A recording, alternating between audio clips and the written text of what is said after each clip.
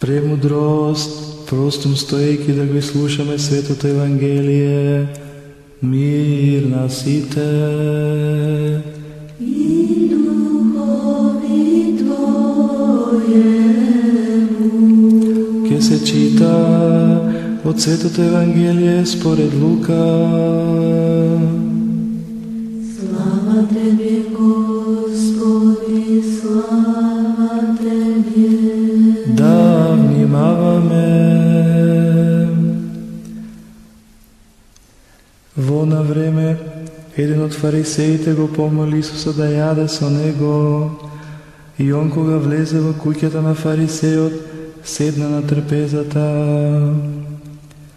И ете, една жена од градот, која беше грешница, штом чу дека он седи на трпеза во куќата на фарисеот, донесе алабастрен сад со миро, па штом застана при нозете негови одзади, плачејќи почна да ги мие нозете негови со солзи и ги триеше со косата своја и ги целиваше и ги помазуваше со миро.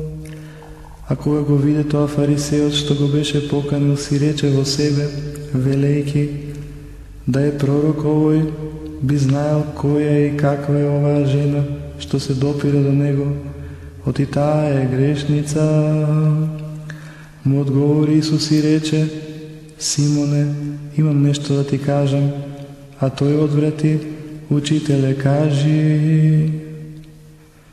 Исус рече, двајца беа должни на заимодавец. Едниот му должеше 500 пенези, а другиот 50. Ама бидејќи немаат тие да му вратат, тој им прости на двајцата. Кажи ми кој од нив повеќе ќе го милува? Симон одговори и рече, мислам оној кому повеќе му простил. А он му рече, право пресуди. И кога се заврте кон жената, му рече на Симона, ја гледаш ли оваа жена? Влегов во твојот дом, ти ни вода за нозете не ми даде, а таа со солзи ми ги обли нозете и со косата своја ги истри. Ти не ми даде целив, а таа откако влегов не престана да ги целива нозете мои.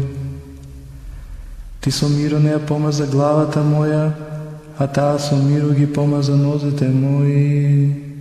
Затоа ти велам, неизи се простуваат многу гревови, оти ме возлюби многу, а кому малку се простува, мала и љубов има.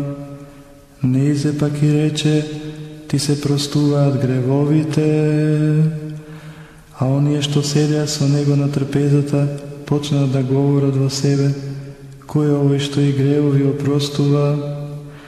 На жената пак и рече, верата твоја те спаси.